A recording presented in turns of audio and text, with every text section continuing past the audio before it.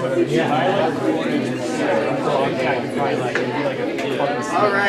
Good morning, or I guess good afternoon.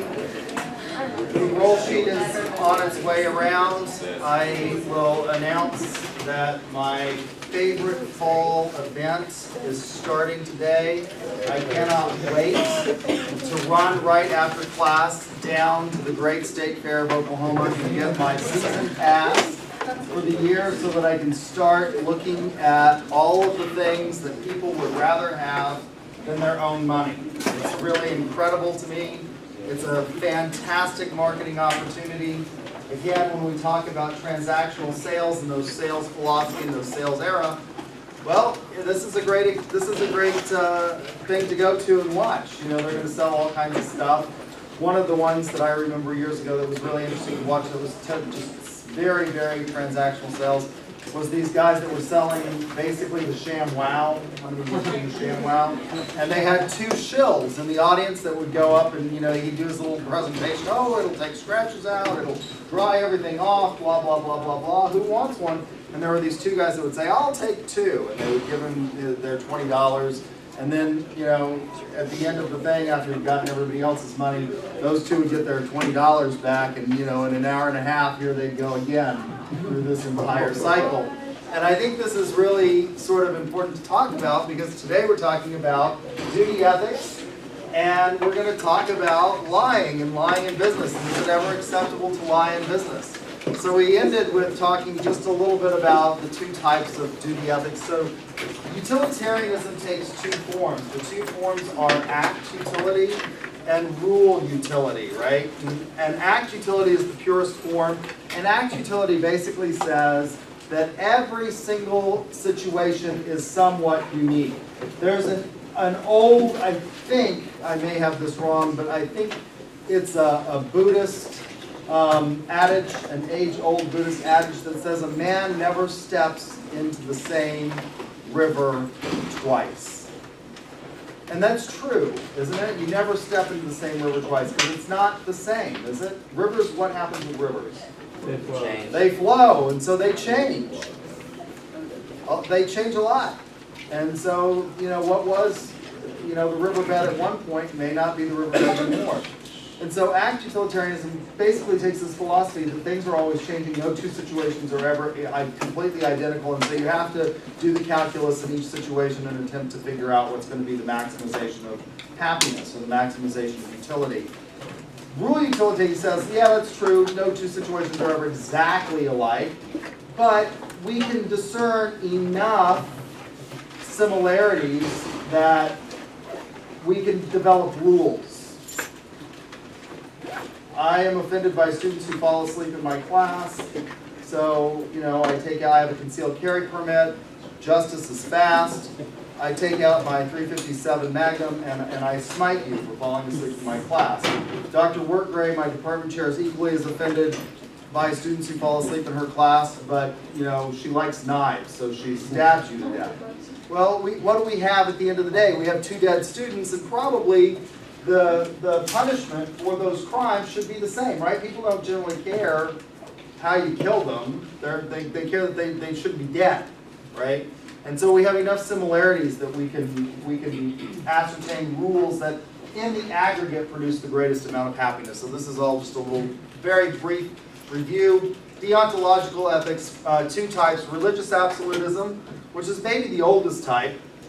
And what are we going to do for religious absolutists? Well, we're going to ascertain the duties a priori by going to the book.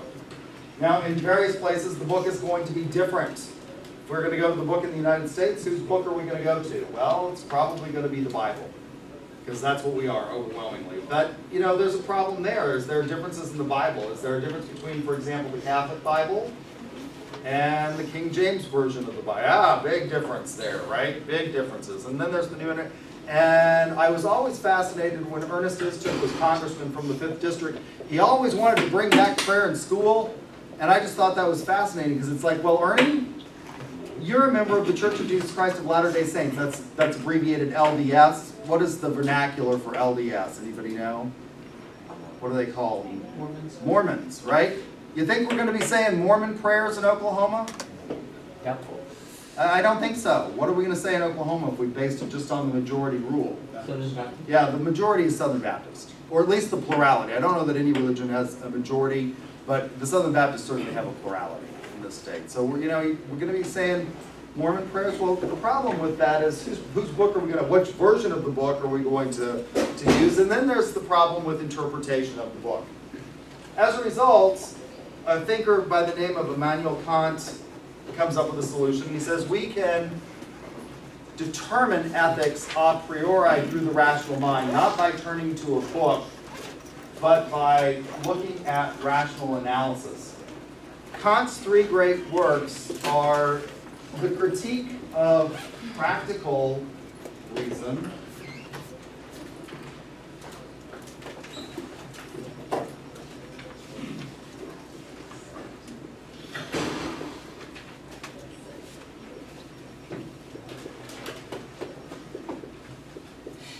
the Critique of Pure Reason,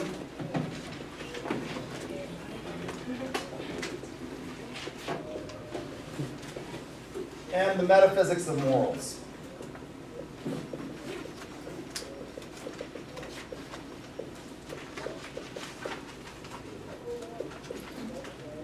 Those are Kant's three critiques. I have often thought that the perfect punishment for students who fall asleep in my class or are recalcitrant would be for me to read the Critique of Pure Reason very slowly to you.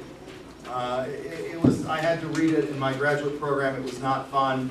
And I've often thought that would just be the ideal punishment for those of you who don't think that I'm entertaining. I had one student write on my student evaluations, "You're not very funny." Well, yeah, I am. So, if you think I'm not funny, let me read these to you in painstakingly slow, Ben Stein sort of monotone voice. You all know who Ben Stein is. He played in Ferris Bueller's Day Off. He's got Bueller, Ferris, Bueller, right? Like I could do that and then you would really understand what's not entertaining. So Kant says what we're going to do is we have to first of all use reason to determine what the duties that we owe each other are. And we can know these without reference to any necessary experience. So how do we ascertain what these duties are according to Kant? So Kant says in the Critique of Practical Reason, there are hypothetical imperatives. Hypothetical imperatives exist because there is some want. They may or may not have moral import. Oftentimes they don't. What's an example of a hypothetical imperative that doesn't have a whole lot of moral import? Well, why are you here on Tuesday and Thursday afternoons at 12:30 to 1:45?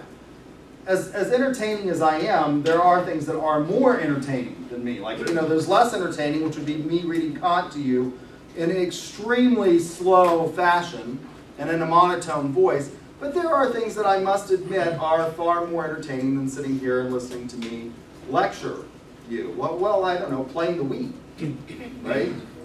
Going to the fair, playing basketball,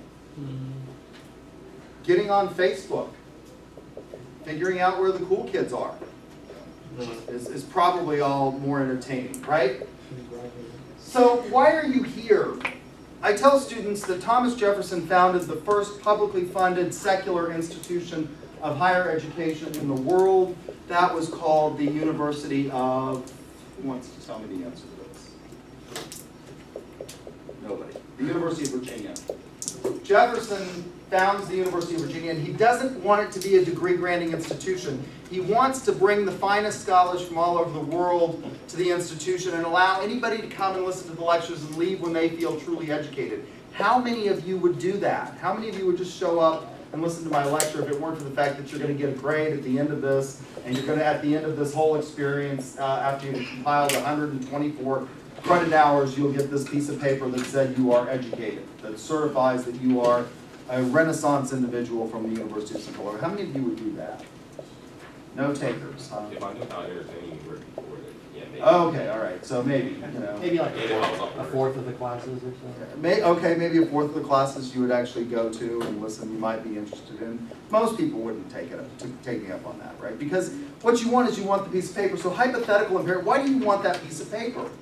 A job. You want a job, that's exactly right. Yeah, it's a means to an end. This hypothetical imperative, you want a better job.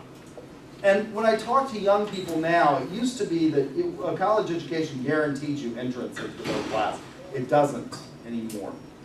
But what I can guarantee you is that your chances of ever achieving middle class status, if you do not have a college degree, are vastly, vastly diminished. Now, if you want to be guaranteed entry into the upper middle class, I suggest that you get a degree in sales. Yeah, sales, that's it. Yeah, sales. Yeah, professional selling. Right? So, and this doesn't have a whole lot of moral import. If you want a better job, get a degree in professional sales. I can guarantee you we have more jobs than I have students right now to fill those jobs. 100% placement rate. I can guarantee you. So, and that doesn't have a lot of moral import. For some people, making a lot of money is simply not all that important, and that doesn't carry with it any moral weight, really, right? So, hypothetical imperatives exist because there is a want or a need. Categorical imperatives, on the other hand, Kant says exist because there's a duty that we owe our fellow man. How do you ascertain the duty? Well, you have to come up with rules, and you have to be able to, in such a way, act as to be able to will that your action would be a universal maximum law. What does that mean? Never treat another human being as a means to an end, but rather as an end in and of themselves. That's categorical imperative. Now, you can't start saying this and have a glass of wine and not begin to sort of laugh. Because what does that mean? Well, it means things like never lie. Never lie. Now, this is the one that is interesting for business. Is lying in business ever acceptable? Never lie. Kant would say, never lie. It's the reason that I'm divorced. Because I'm a Kantian. And so when my wife used to say things like, how do I look in this outfit? You look like hell in pastels. I will not be seen with you in that outfit. Go back upstairs and change. You look like death. You're a winter robin, not a summer. Brutal honesty.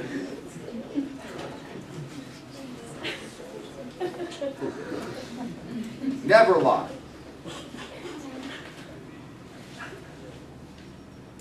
Most of you lie when those questions come up. Absolutely. Always. Or you at least attempt to retreat to that neutral ground. You're fine. Fine. Fine stands for freaked out, insecure, neurotic, and emotional. Fine. Never lie. How many of you have seen a rather old movie now called Pretty Woman?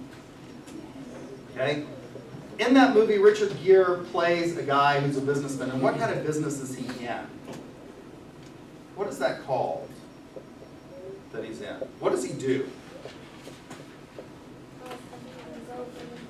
He buys companies, he breaks them up, and he sells them because they're worth more as their parts than they are as a whole. What is that called? It's what? Chop and change. It's a chop shop for big businesses. The technical term is arbitrageur. There is an age-old adage that says, if you give a man a fish, you feed him for a day. If you teach a man to fish, you feed him for a lifetime. If you teach a man to arbitrage, you will feed him and his family for generations to come. If you're good at arbitrage, you can make a lot of money. There's a scene in that where at the end, Richard Gere, after he's met Julia Roberts, and she says, what do you make? And he says, we make money. And she says, but you don't make anything?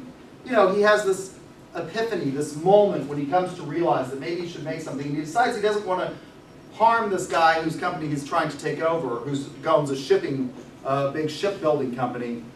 And the guy says, well, what about our Navy contracts? You all remember this scene in the movie? And he says, well, they weren't really canceled, they were just delayed. And the guy says to him, you were bluffing? And he says, yes. And he says, well, you were pretty good at it. And Richard Gere says, that's my job. So is lying in business acceptable? It's done. It's done. There you go. Is it acceptable? Is it acceptable to bluff? Depends on the situation. Except, there goes the little ethical moral thing. Like, do we think it's okay, or does the business community think it's okay? I think a lot of people think it's okay to bluff in business. How many of you watch the World Poker Tour? That's business now, isn't it?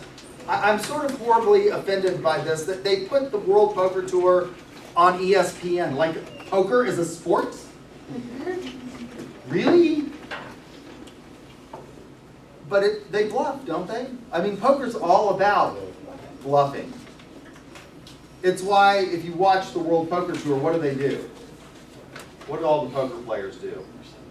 Most of them wear sunglasses. Why is that? Yeah, so that you can't tell what they're, what they're thinking. You don't betray your emotions. Is it okay to do that? Kant would say no. Kant would say you can't lie. It's never okay to lie. Because when you do that, you manipulate people. You're using them as a means to an end. You're not allowing them to make their own autonomous decisions. So never lie. Well, what's the problems with rational absolutism? Well, it allows for no exceptions. Most of us would say this is too harsh. Let's think about the case of the hypothetical of the inquiring murderer. You live next door to the Joneses. The Joneses are a couple that are enormously troubled. Mr. Jones often is abusive to his wife, and he's told her that if she leaves, he'll kill her. There's a Julia Roberts movie, since I'm on Julia Roberts movies, called Sleeping with the Enemy. Have any of you seen this? It's a rather old movie. It was not one of her more popular movies at the time. She tells you she's going to go to the shelter for battered women. Please don't tell her husband. And 30 minutes later, here comes Mr. Jones. Where's my wife? I think she may have gone to the shelter for battered women. Now, if you don't lie to him, you're relatively certain that he's going to go find his wife and probably do bad things. Should you lie? Most of us would say, yeah, you ought to lie.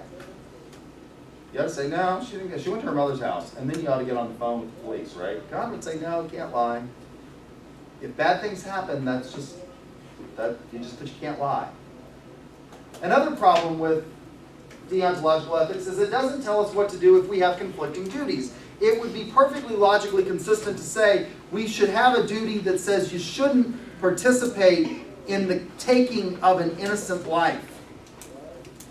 So now you have what are you going to do in the face of these two conflicting duties? You've got one duty that says I shouldn't tell Mr. Jones what to do because that would be participating in the taking of an innocent life. And you got this duty to not lie. What should we do in those situations? Duty ethics doesn't tell us how to resolve those conflicts. It's a problem. Ultimately, why would I think Kant say you shouldn't lie? Well, I think he would say if you allowed lying, there's a movie with Ricky Gervais.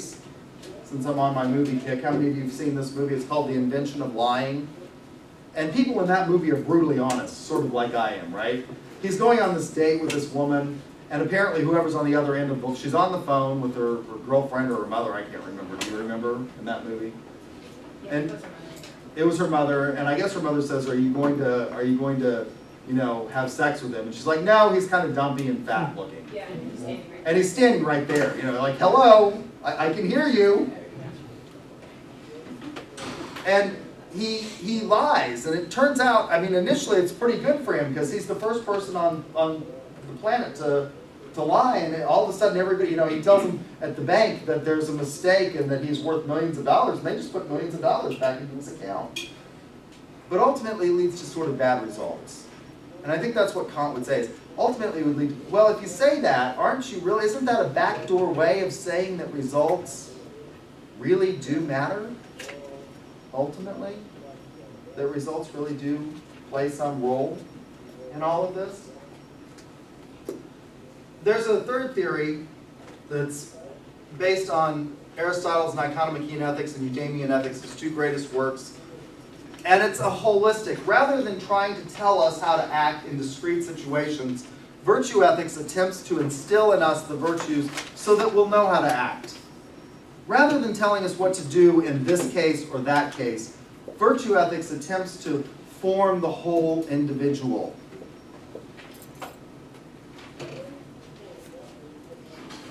It's a holistic approach. Well, how do we determine the virtues? Well, Aristotle gives us a pretty good formulation. He says the first thing we have to do is we have to ascertain what the purpose of a human being is. This is what we call the terminus ad quem. The point at which, how many of you were Y children?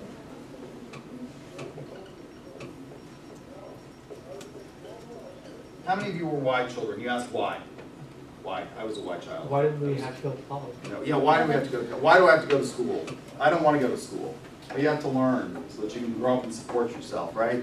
I was a Y child. My parents would just become enormously tired.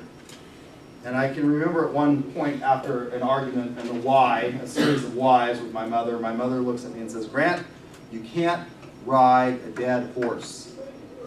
To which I replied, "Yeah, but you can sit on it a while." Why? Why that? Well, we need to come to the point at which it no longer makes sense to say, well, why? You see me on the sidewalk and you say, what's wrong? I'm looking kind of down. I say, well, I'm going to the doctor. Well, why? Well, because I need to, take care of this health problem so that I can, get healthy. Well, why? Well, because I want to live. That's the terminus ad quem. Most people want to live. Very few people take their own lives. Most of us will go on living in absolutely abhorrent conditions and still loving life. Voltaire says this in Candide. That's the point at which it no longer makes sense to say, well, why? So what is the terminus ad quem of a human being? Well, Aristotle says that the terminus ad quem of a human being is eudaimonia. Now, a lot is going to rely on how we translate this word. What is the eudaimonic life? The standard translation from ancient Greek is happiness. The end of a human being is happiness. I think that's a bad translation. Daniel Robinson at Oxford and Sir Anthony Kennedy think those are bad translations as well. And they say that we don't really mean happiness. It can't be, like, drink up, let's have another round. Eat another cookie. That's not it. Professor Robinson says that the correct translation of this word is flourishing. It's the flourishing life. Not just the sustainable life, it's the flourishing life. What's the flourishing life for a human being? Well, if we look at Aristotle's works, what we see in those works is that it's about balance. Everything Aristotle says is about balance. If we look at, for example, Aristotle's treatise and his essays on friendship, Aristotle says there are 3 types of friendship. Nothing wrong with any of the 3 types, but we should just be aware. And this is one of those things where I think it's important for marketing students to think about this. Because one of the things that we talk about in marketing is building relationships. And there's an age-old adage that says you should never mix business with pleasure. But it turns out that maybe that's not true. Maybe we want to build relationships with our clients because we can build customer lifetime value, CLV, if we have friendships with our clients, customer lifetime value. Now, there are three types of friendships according to Aristotle. There's friendship that's based on utility. Nothing wrong with this type, but you have to recognize that this type is fleeting. What's a friendship based on utility? How many of you have a job? Almost everybody has a job. How many of you have left a job? Did you have friends at that job that you left? Did you stay friends with them? No, why not? Because he didn't pay you. Oh, he totally lost his utility after that. Like once he didn't pay you, like you became all shades of bitter, didn't you? Yeah. What about the rest of you? How many of you stayed friends with somebody you stayed friends with them? Everybody that you're friends with there? Not everybody, but I have a good impression of whoever. Okay. Did you abandon some of your friends? Not necessarily being it, I would use that. You just are not friends with them anymore. You don't hang out with them. Yeah. I mean, most friends, like good friends, you don't always talk to good friends. Okay. All right. Most people, when they quit a job, they're no longer friends with them. I mean, they were friends, and it's not that they're enemies now. It's just that they, it's not like they're seeing each other every day and they don't hang out anymore. The utility of that friendship has vanished, and so it's no longer there. The opposite end of utility is pleasure. These are your drinking buddies. And when you have to go to whiskey school, they'll tell you you have to change your playgrounds and your playmates. At least so I've heard. Not that I know firsthand. And those people that you drank with, you're not going to be friends with anymore. Again, the pleasure ends and the friendship will end. In the middle is perfected friendship. A befriends B because he wants what's best for him. This is the balanced friendship. It's not that good friends, and these are the friends of a lifetime that you can count on one hand. These are the people that will bail you out. It's not that you don't find utility and you don't have pleasure, surely you do, but that's not the basis of the friendship. The basis of the friendship is you become friends with this person because you want what's best for that person. And that person wants what's best for you. These are the friendships of a lifetime. These are not the friendships that we're going to have in most of business. Most of business relationships are going to be based on a utilitarian type of friendship. And that's not necessarily bad. There's nothing priggish in Aristotle. He recognizes that these friendships serve purposes. If we look at Aristotle's government, politics, Aristotle's politics, he classifies governments as good and bad. He says there are good governments. Unlike Plato, who says there's one ideal form of government, Aristotle says there isn't one ideal form. There's good governments of one, a few, and many. And a good government of one he calls a monarchy. A bad government of one he calls a tyranny. A good government of a few he calls an aristocracy. A bad government of a few he calls an oligarchy. A good government of many he calls a polity. And a bad government of many he calls a democracy. What? He defines good governments as ones that govern in the interest of the governed, and bad governments as ones that govern in the interest of the government itself. Of all of these types, he says there are good and bad. He really likes aristocracy because he says this is the least likely to become corrupted.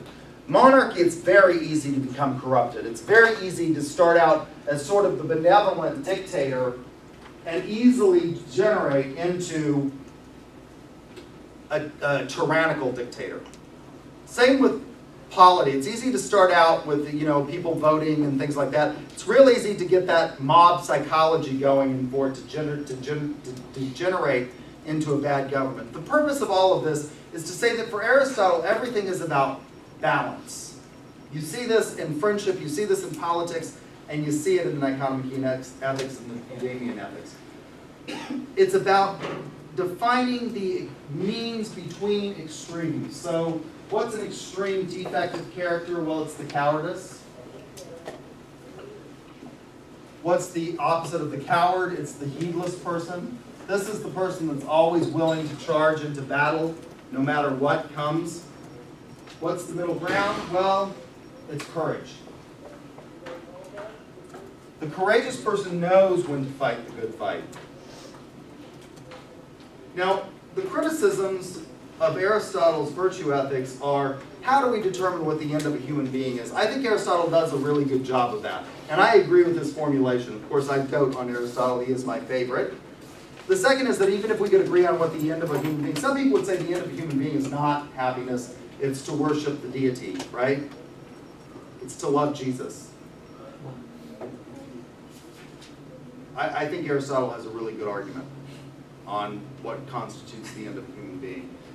But even if we can determine that, how do we determine these virtues? And then the third is, even if we can agree on the two items above, can we instill virtues? In business, when we think about great business failures like Enron, you all have heard of Enron. It's almost ancient history now, but hopefully you've heard about it somewhere along the way. Who was the head of Enron? Well, it was a guy named Kenny Lay, or Kenny Boy, as George W. Bush was fond of calling him. And Kenny Boy had a PhD from Texas A&M University, and one would hope that in all of that training, somewhere along the way, he had had a course in ethics. And it didn't seem to work. You know, he was horribly corrupt.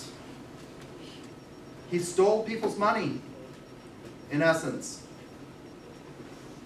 by creating shell companies and perpetuating a fraud on the American investor.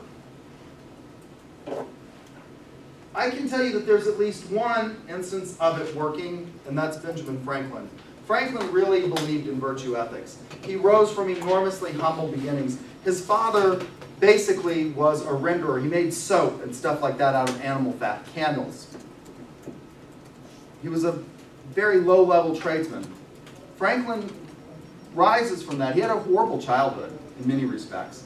He was then apprenticed to his brother, who was a printer, who was sort of brutal to him in many respects. Franklin rises above all of that and becomes one of America's most beloved statesmen, a great businessman, a prolific inventor. He invented all kinds of things, didn't take out patents on them. What did Franklin invent? Bifocals. We still use bifocals today. The lightning rod, the Franklin stove. Franklin comes up with 13 virtues.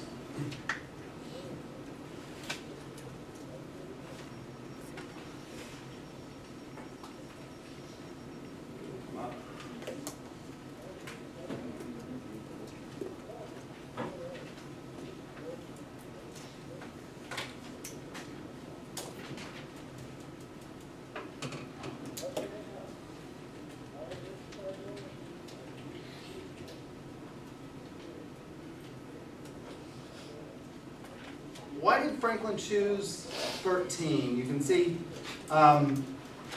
he put them down on a piece of ivory, and if he had what he called spots, he knew there was more work to do in that area. Why did he come up with 13? If you multiply 13 by 4, what do you get? 52. I hope I did my math correct. Is that right? 52? How many weeks are there in a year? 52. 52, so you can get through what? 4 complete cycles in a year. It's the same reason that when I was growing up as a kid, there were always 13 episodes in a series, in a television series, there were always 13 episodes. So what they would do is there would be a fall lineup, a spring lineup, and then you could have 2 sets of reruns in the summer. So there were always 13. Now, seasons anymore don't make any sense to me, because I grew up with seasons when I was a kid, starting in the fall, and you had a spring lineup, and again you had 2 sets. They start, first of all, seasons start when? They start whenever. They released the entire season of House of Cards at one point in time, at one time on Netflix, right? It seems to make no sense whatsoever. And how many episodes are in a season anymore? It varies. How many seasons are going to be in the new Game of Thrones? 7. Is it 7? Yeah. There is currently 7 in the... So, it doesn't make any sense. But these were Franklin's virtues. I think he did a really good job. He was his own psychological experiment. And by all outward appearances, it seems to have worked. The reason I think it's worth considering in business is Franklin said, honesty is the best policy. We focus in on the word honesty in that phrase. He wrote this over and over again in Poor Richard's Almanac, right? Honesty is the best policy. Franklin would have focused on the word policy.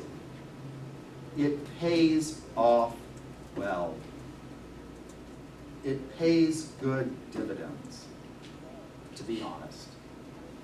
And generally we find that businesses that engage in ethical behavior do, on the whole, by and large, seem to do better than those that don't. Something to consider, something to think about. We need to start talking about marketing research, and so I want to show you how you can combine marketing research with ethics. I'm going to have an individual critical thinking challenge to this. I want you to watch the video and tell me how you can tell that this video is already out of date. Even though it's a fairly new video on a fairly timely topic, you can tell me there's one glaring reference in here that tells you that this video is out of date. This is by a computer science professor named Alessandro Acquisti, and it's on why privacy matters. So I will add off so you can see it.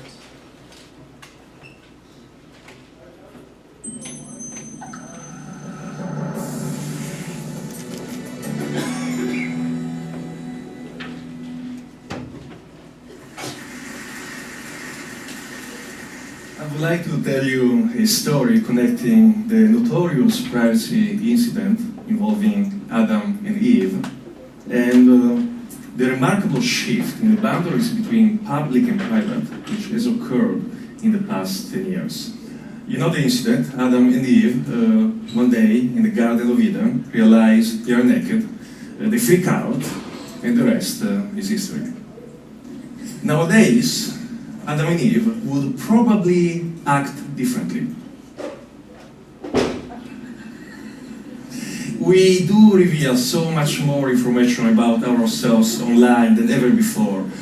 So much information about us is being collected by organizations. Now, there is much to gain and benefit from this massive analysis of personal information or big data. But there are also complex trade-offs that come from giving away our privacy. And my story is about these trade-offs. I will start with an observation which in my mind has become clearer and clearer in the past few years, that any personal information can become sensitive information. Back in the year 2000, about 100 billion photos were shot worldwide, but only a minuscule proportion of them were actually uploaded online. In 2010, only on Facebook, in a single month, 2.5 billion photos were uploaded, most of them identified. In the same span of time, computers' ability to recognize people in photos improved by 3 orders of magnitude. What happens when you combine these technologies together?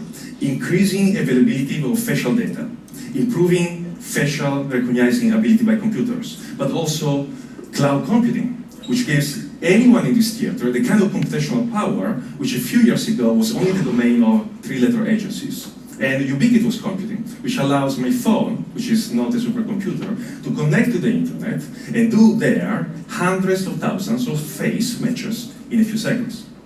Well, we conjecture the result of this combination of technologies will be a radical change in our very notions of privacy and anonymity. To test that, we did an experiment on Carnegie Mellon University campus. We asked students who were walking by to participate in a study. And we took a shot with a webcam, and we asked them to fill out a survey on a laptop. While they were filling out the survey, we uploaded their shot to a cloud computing cluster. And we started using a facial recognizer to match that shot to a database of some hundreds of thousands of images which we had downloaded from Facebook profiles. By the time the subject reached the last page on the survey, the page had been dynamically updated with the 10 best matching photos which the recognizer had found. And we asked the subjects to indicate whether he or she found themselves in the photo. You see the subject? Well, the computer did, and in fact did so for 1 out of 3 subjects. So essentially, we can start from an anonymous face, offline or online, and we can use facial recognition to give a name to that anonymous face, thanks to social media data. But a few years back, we did something else. We started from social media data, we combined it statistically with data from US government social security, and we ended up predicting social security numbers, which in the United States are extremely sensitive information. Do you see where I'm going with this? So if you combine the 2 studies together, then the question becomes, can you start from a face? And using facial recognition, find a name and publicly available information about that name and that person. And from that publicly available information, infer non-publicly available information, much more sensitive ones, which you link back to the face. And the answer is yes, we can, and we did. Of course, the accuracy keeps getting worse.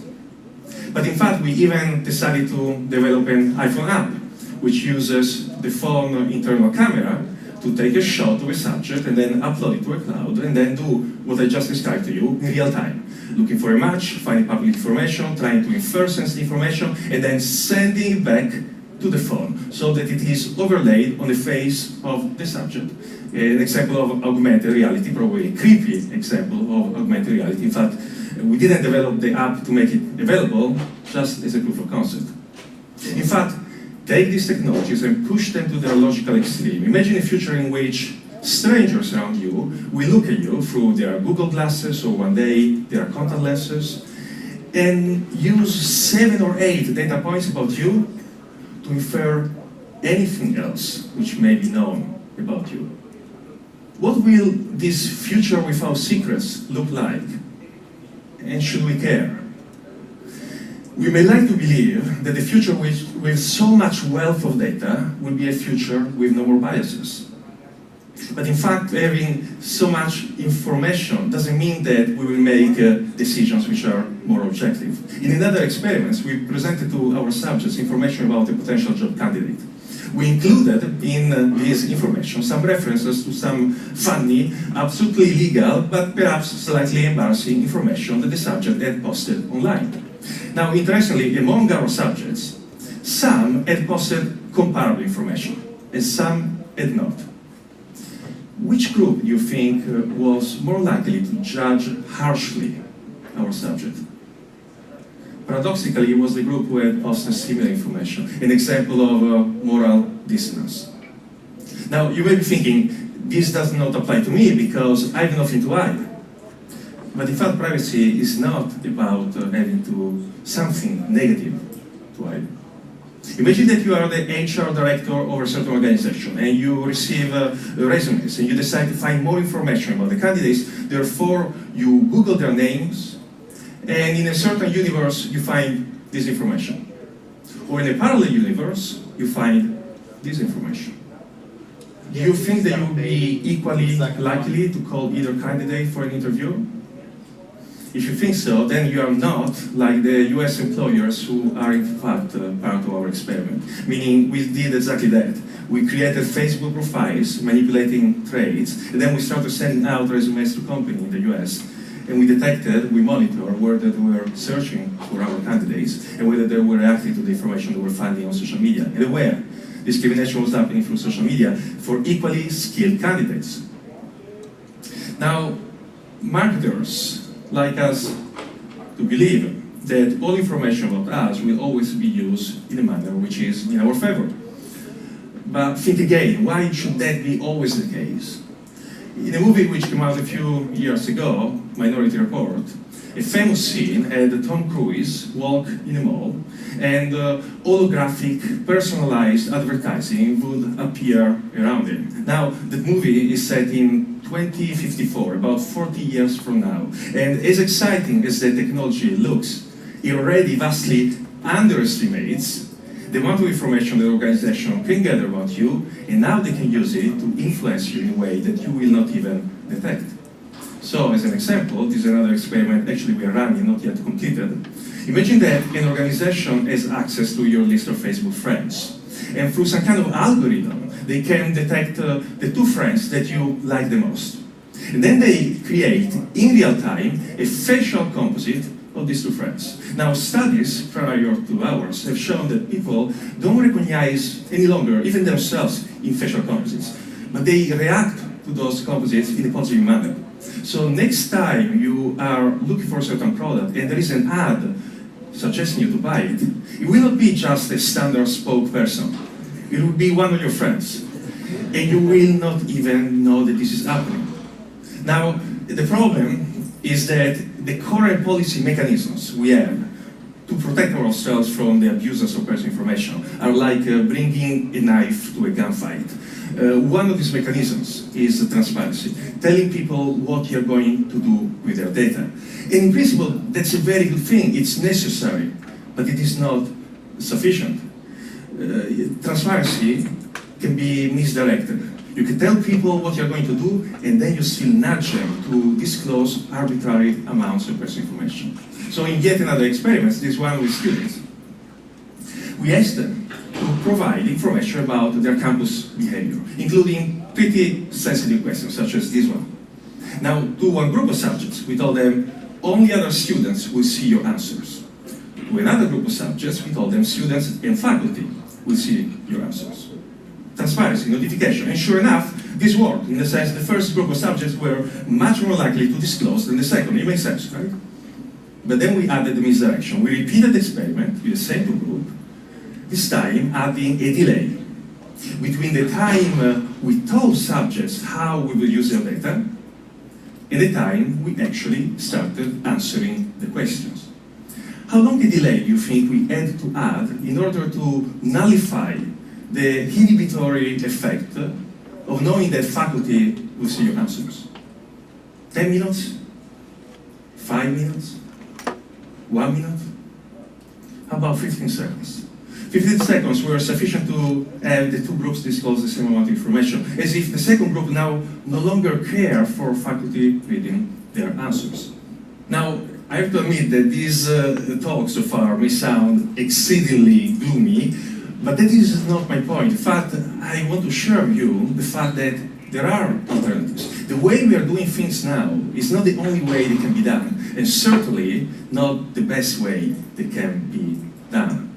When someone tells you people don't care about privacy, consider whether the game has been designed and rigged so that they cannot care about privacy.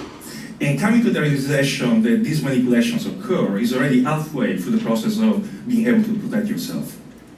When someone tells you that privacy is incompatible with the benefits of big data, consider that in the last 20 years, researchers have created technologies to allow virtually any electronic transactions to take place in a more privacy-preserving manner. We can browse the internet anonymously. We can send emails that can only be read by the intended recipient, not even the NSA. We can have even privacy-preserving data mining. In other words, we can have the benefits of big data while protecting privacy. Of course, these technologies imply a shifting of costs and revenues between data holders and data subjects, which is why perhaps you don't hear more about them. Which brings me back to the Garden of Eden. There is a second privacy interpretation of the story of the Garden of Eden, which doesn't have to do with the issue of Adam and Eve feeling naked and feeling ashamed. You can find echoes of this interpretation in John Milton's Paradise Lost. In the garden, Adam and Eve are materially content. They're happy, they're satisfied. However, they also lack knowledge and self-awareness. The moment they eat the aptly named fruit of knowledge, that's when they discover themselves. They become aware. They achieve autonomy. The price to pay, however, is leaving the garden. So privacy, in a way, is both the means and the price to pay for freedom. Again, marketers tell us that big data and social media are not just a paradise of profit for them, but a Garden of Eden for the rest of us. We get free content, we get to play Angry Birds, we get targeted ads. But in fact, in a few years, organizations will know so much about us that we'll be able to infer our desires before we even form them, and perhaps buy products on our behalf before we even know we need them. Now, there was one English author who anticipated this kind of future where we would trade away our autonomy and freedom for comfort. Even more so than George Orwell, the author is of course Aldous Huxley. In Brave New World, imagine a society where technologies that we created originally for freedom end up coercing us. However, in the book, he also offers us a way out of that society, similar to the path that Adam and Eve had to follow to leave the garden. In the words of the savage, regaining autonomy and freedom is possible, although the price to pay is steep. So, I do believe that one of the defining fights of our times will be the fight for the control over personal information. The fight over whether big data will become a force for freedom rather than a force which will hiddenly manipulate us. Right now, many of us do not even know that the fight is going on, but it is, whether you like it or not. And at the risk of playing the serpent, I will tell you that the tools for the fights are here, the awareness of what is going on, in your hands, just a few clicks away. Thank you.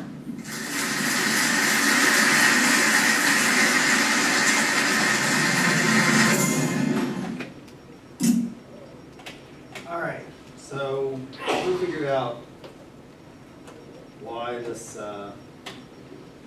was actually out of date. Anybody got a guess? What? You got it. Yeah, Google Glass. That was at the time. It was the big thing, and it's gone. It's vanished. Stay after class so I can give you bonus points. So the reason that I show you this video is because it's an example of what we can do with marketing research, how marketing research is advancing, and it has a whole lot of, obviously, ethical implications for what we are doing in terms of our marketing research, how we're being able to figure out what people want really, really quickly using marketing science. So at the beginning we talked about marketing and whether or not it's an art or a science, and we sort of agreed that it's both. The science side is really, really become very dominant in the field of academic marketing lately. And it's predicated on the scientific method, right? So we've decided it's science. The scientific method was largely developed in the 17th century, although I would argue that you can trace it back actually to Aristotle. He classified all kinds of things. That's the beginning of science, classifying things. It's based on empirical evidence. What does that mean? Well, it's testable and it's repeatable. We should be able to repeat this and come up with similar results. So what we want to do is we want to come up with theories as to why people buy, for example, and then test those theories and figure out whether or not we are correct. So what is the scientific method? Well, it begins with what? Making observations. From observations, you then do what? You develop hypotheses, right? So thinking of interesting questions, formulating hypotheses, developing ways of testing those hypotheses. Then we're going to gather data and test our predictions. And we either refine or we come up with new ones. So if we figure out that something isn't selling, what are we going to do? Are we going to just continue to sell it? No, we're going to figure out what we can do to make it better or whatever. And then finally, you know, if all goes well, you develop general theories. And of course that leads to more, right? I mean, science is cumulative, so you build on this. And that's what we do in marketing. We're constantly trying to build on what it is that satisfies wants and needs and how we can do that better. I'll give you an example. What made Walmart one of the most successful companies in history? They figured out how to reduce costs through logistics studies, which is one of the oldest fields in marketing research. So they have really good just-in-time inventory control, or at least they say they do. I'm beginning to question that as I go to the Guthrie Walmart and they are running out of things like my antiperspirant. You would think they could get that correct. You know, the last 3 times I've been in there, they haven't had it, and I've had to go across the street to Walgreens. But you know, in theory, who's coming up with a better mousetrap now? It's not just you know, to compete with Walmart. Well, Amazon. Amazon started out as selling what? Books. What does Amazon sell now? Everything. Everything. I know you're a Walmart person, so I hear this big sigh over here. You know, well, Amazon sells everything now, and they're coming up with ways of analyzing better ways of getting things to you. Yeah. What about Costco? I've never been into Costco because we aren't in Oklahoma, but We don't have any Costco. There is one in Tulsa, isn't there? There's two in Tulsa. There's Costco. well, I never go to Tulsa. But anyways, like I've heard that they design their stores and they don't have any signs. You know how Walmart has like this is the bread aisle, this is where the meat Right. is, da da da. But Costco, they don't have any signs, and there's no really rhythm or order to the store because the customers just like kind of wander. In theory, like they'll buy more stuff. Yeah. You have to look everywhere. Yeah. Yeah, you have to, it's like a scavenger hunt when you go into one. I've only been into one Costco in my entire life, and it's in Dallas because my sister's a member there. But Sam's is kind of the same way, really. I mean, they do mark the aisles, but not really, and they change all the time. And so, yeah, one of the things, there is an entire field of research called retail anthropology, which tries to figure that out. So what do they do, for example, and this is classic in grocery stores, where do they put bread and milk and things like that? On the outside. On the back. And on the opposite ends, why I said that you have to do what? You have to go through the whole store and pass all that other stuff that you're likely to buy on the way to get those sort of staple items. Die for Less on Northwest Expressway has even done it more sophisticated. They force you when you come in to that Die for Less to go past all the fruits and vegetables first and then back along the aisle so that you have to walk through. Why is that? They want to sell all of that stuff because that has the highest shrink cost in terms of spoilage in a grocery store is all those fruits and vegetables. So they force you to go through that so that they can get you, before you even get to all of the other stuff. They've got this whole little way that you maneuver your way through the store. Well, Aldi's is the same way. Like whenever you Yeah. first walk into the Aldi's, you have to go buy like chips and I don't know, but other Yeah, stuff. so they manipulate the way you have to go. So as consumers, what's one thing that you can do to protect yourself against that? Close mask. Make a list. Don't go to the grocery store what? Hungry. Hungry. Make a list. Don't go hungry.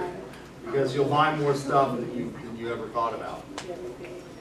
So marketing research is the process of defining a marketing problem and opportunity, systematically collecting and analyzing the information, and recommending actions. So what we want to do is we not just want to, this is from your text on page 192, we want to not just study it, but we want to make actions, right? It does no good to come up with a great marketing plan and then put it in the desk drawer and never implement it. So it's ultimately about making action and taking action so that we can increase ROI for our companies. What are some of the challenges to marketing research? Well, we talked about this with the question of philosophy. One of the questions is the issue of knowledge. What is it we can really know? And one of the ways historically that we have looked at things from marketing research perspective is we've done surveys. We've asked people, try this sample and tell us what you think about it. Now there's a problem with that. It's what is it that we're asking people? So I gave you this example from some of my own research.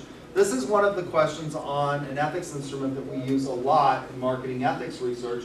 And I want you to tell me what's wrong with this question.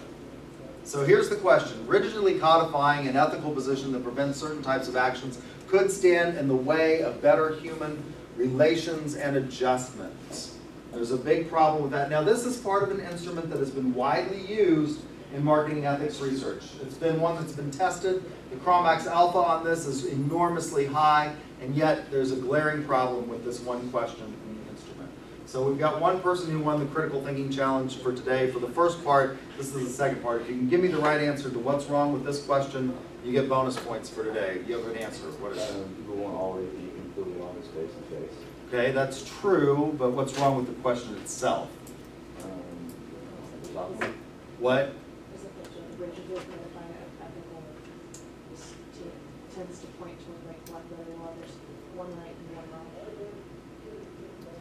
I don't know that that's a problem in terms of answering and asking questions, because you can ask questions which are, and one of the things that you might say is that that's been a success of Western philosophy is that if you read Republic, it's binary, right? Like Socrates starts with this question, what is justice? Somebody comes up with an answer, and it's like, no, that's not justice. So it's automatically a zero. right? And that, you could say, that's been the real success of Western philosophy. It codes everything in terms of a binary, so it's either this or not this. And once it's not this, then we can go on. So I think you could say that that's okay, because a lot of science is actually binary, right? What is computer code written in? Binary code, right? Yeah. So I had this student years ago who told me that she didn't use email because it was written in binary code, and if you added up all the binary code, it equaled 666, which was the mark of the devil. And I suggested to her that she take her pills. Before talking, there were men in white suits that could help with that. So if somebody else had an answer to what's wrong with this? Did you have? Well, I was just gonna say, asking questions don't exactly give you the specific answers or knowledge you're looking for. Well, what we do is we look at a Likert scale with regard to this. So that's not it. Who was, yes? The person you're asking might not understand it. I mean, it's kind of confusing question. Okay, but there's a specific reason why. Do you have an answer? That's not the question that we're looking at. This one. This one is social desirability bias.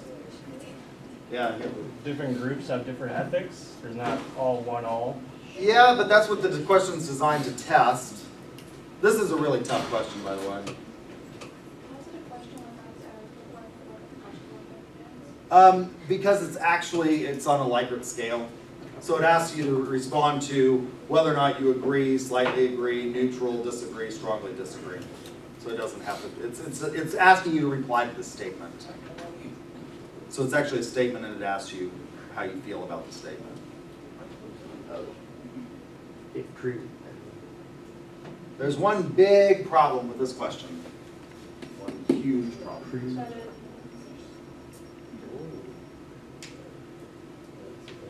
Yes, Is it because everybody's views of ethics is different? but that's what it's designed to measure. So that's not a problem with the question. There's a problem with the question itself. Does Better it, human relation. You're getting closer. does it stand in the What? way? It assumes the current relations we currently have are bad. Not necessarily, yeah. Yeah, there are.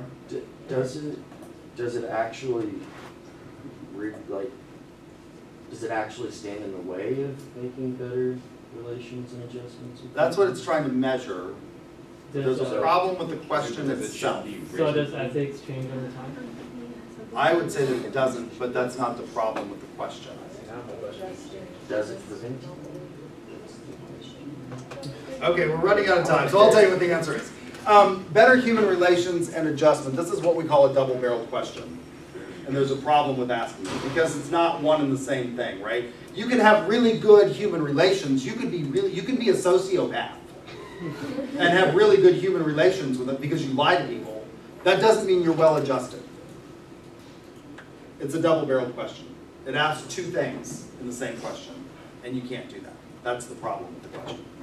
Issues of social desirability bias. You know, how frequently do you brush your teeth? Everybody's going to answer that, and they're going to say what? 2 by 2, right? They've got billboards on this. 2 by 2, what is it?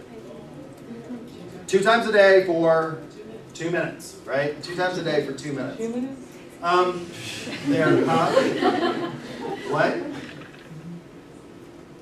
Okay.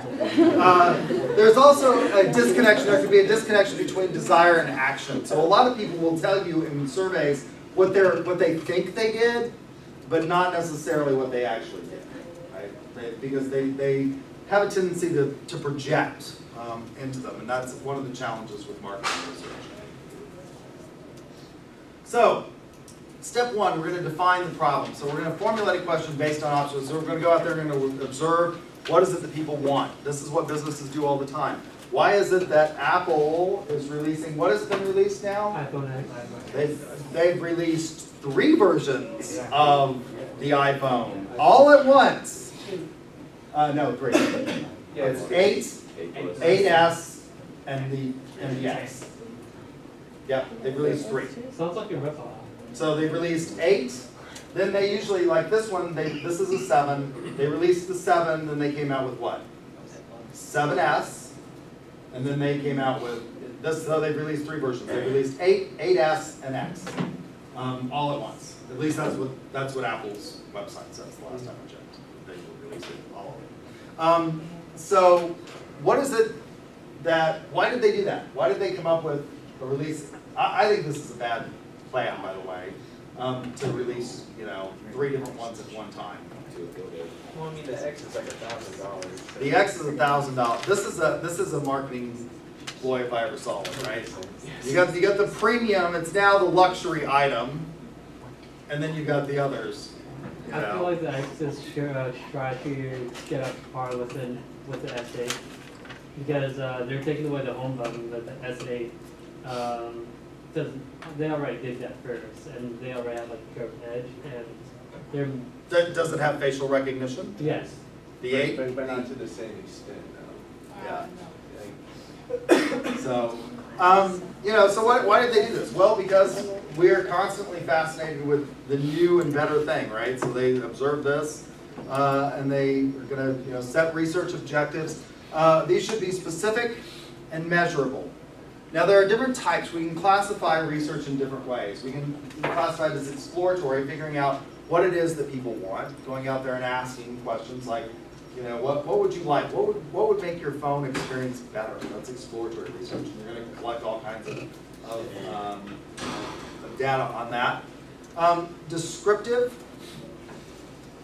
and then causal. So then we're going to identify specific actions that can be taken based on that. What are potential outcomes? Measure success. Then we're going to develop our research plan. Identify constraints. There are always constraints in every research. What are the limitations of the research? What kind of data are we going to need to do the research? Are we going to need qualitative versus quantitative? So we can also classify data collection as qualitative versus quantitative. What's the good thing about things like consumer ethnography, which is qualitative data, or focus groups, or open-ended questions? What's the good thing about qualitative data?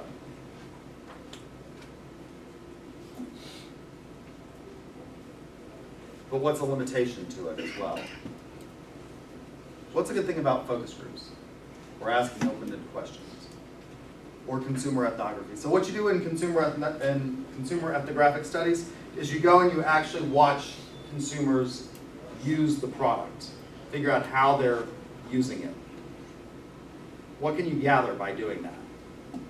Figure out what the problems are. You can figure out a lot of problems. What? You get a lot of really rich data, but the fact is that maybe the way I use this, how many of you, so the reason I still have an iPhone rather than switching to something else just to try it is because that camera app that I use to control it only is sold through iOS. It's the one thing. So I'm using this radically different than a lot of people. I use this phone in many respects to watch and control the camera. And other than that, I can use any other phone. So that's something that's really data-rich observation on me, but how many people do that? How many people use their phone to control a camera so that they can record themselves in their classrooms? How many of your professors actually record themselves and put it out there on YouTube? Huh? Yeah, so, that's a lot of rich data there, what? Not necessarily very useful because it's pretty limiting, right? That's the thing about qualitative research. You get a lot of information and you can get a lot of details, but it's not necessarily generalizable to a larger population. So after we look at the qualitative data, oftentimes we then refine it and so that we can come up with quantitative data. So then we have collection issues. Defining the population. What is a population from statistics? A population is defined as a well-defined collection of units. This is important because when we're doing research, are we talking about the entire, if you're selling Apple iPhones, what's your population?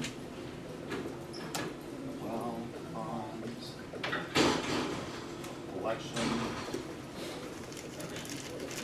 of units. If you're selling iPhones, what's your population? could be the world, couldn't it? Like, where do they sell iPhones? Almost everywhere. If you're opening a restaurant in Edmond, Oklahoma, and you're not a chain, what's your population going to be? It's going to be Edmond, Oklahoma. So population, defining your population in the universe. Then, understanding how you're going to get samples. Getting participants to participate in your survey can be problematic. There can be problems with what we call deviant responders. People who, how many of you filled out surveys in order to get the reward, and you just sort of willy-nilly filled out the survey? You just started checking boxes on the survey. That's called the deviant responder. And we can have issues with that. There are ways that we can deal with those issues, that we can identify deviant responders.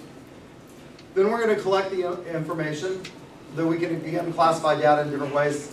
Primary is one that's collected for a specific project. Lots of data is already out there and collected for people. It's secondary data. What's a information-rich source of data for things? If you want to open an Outback, I love Outback Steakhouse.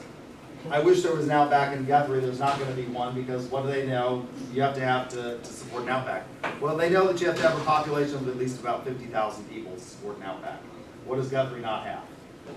50,000 people, right? We're stuck at about 13,000 people. So we're not going to get an Outback. That's easy data to collect, right? Who collects that for you? The Census Bureau. And primary is for a specific project or purpose. Generally, in marketing, we say that you cannot use secondary data for predictive outcomes, although I sometimes question that because there are examples in which they do that. Then we're going to develop our findings, analyzing the data, using appropriate methods to predict. For example, in logistics, a lot of times we use regression. So understanding the various types of statistical tests that you can use and what's appropriate for a given population. A lot of my research uses ANOVA, which is analysis of variance. How many of you have heard of ANOVA before? What does ANOVA do? What does ANOVA do? Yeah, what do you use ANOVA for?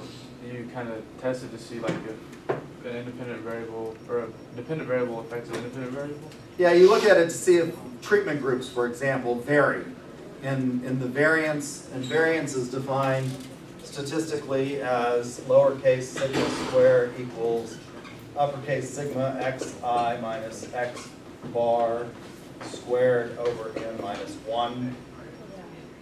So you're looking at whether or not there are differences between this measure of dispersion in various groups.